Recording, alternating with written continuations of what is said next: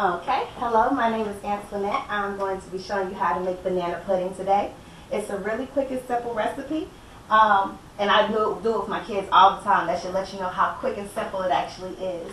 I'm going to let you know about the ingredients. First today we're going to be using Nilla wafers, Cool Whip extra creamy, bananas of course, and banana pudding.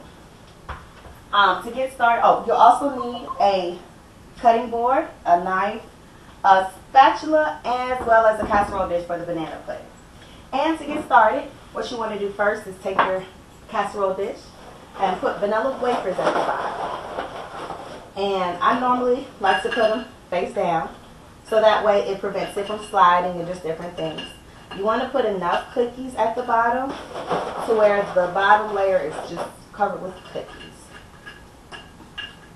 And so after you do the cookies, you can then put your pudding on.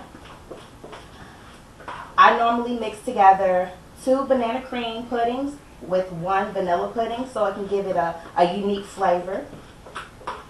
And when you're making the pudding, it's going to start out looking thin, but once you let it set in the refrigerator for about 5 to 10 minutes, it'll soften up and be the texture and consistency that you need it to be. Okay? And these rolls, or this layer of pudding, doesn't have to be perfect because it's going to be up under other ingredients. The only layer that you're really going to have to worry about is the very top layer, which will have Cool Whip. After the pudding, you then want to go ahead and get your bananas out and your cutting board with your knife. And normally when I cut my bananas, I cut them about, I say about a centimeter big.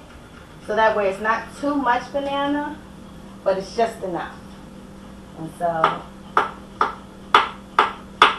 after you cut your bananas up, and what I normally do is I cut my bananas as I go, as opposed to just having a large pile in the beginning, because bananas will tend to get mushy and it can kind of mess up the banana pudding, of course.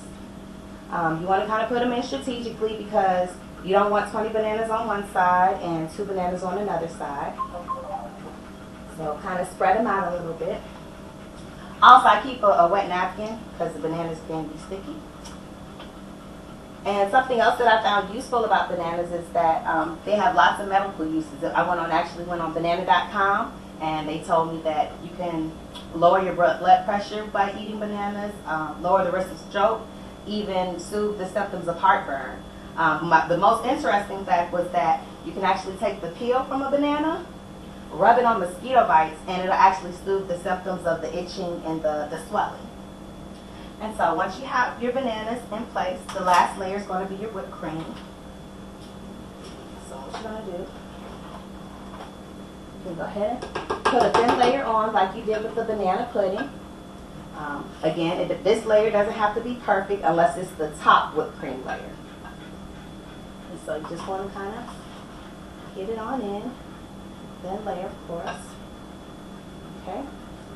And so after you have all 4 of the ingredients, is going to make your first layer. You have the vanilla wafers, the banana pudding, bananas, as well as the whipped cream. I normally make about 2 layers for my banana pudding. If you have a large family that you're feeding, you can make 3 or even 4. So once you have this step, you just keep repeating it as often as you like. You want to make sure that the whipped cream is your top layer. And actually, I have a finished product to show you. This is how your banana pudding is going to look. You notice I took the time out and swished the whipped cream on the top to give it that design. I added vanilla wafers along the side for a garnish, and you can see at the top it looks like it's dusted with something. All I did was I just basically took 2 vanilla wafers, rubbed them together so I can get that crunch on the top, and it looks really nice with the whipped cream. And so there you have it. That's my banana pudding. And since you all have done so great, I'm ready to let you all have a taste.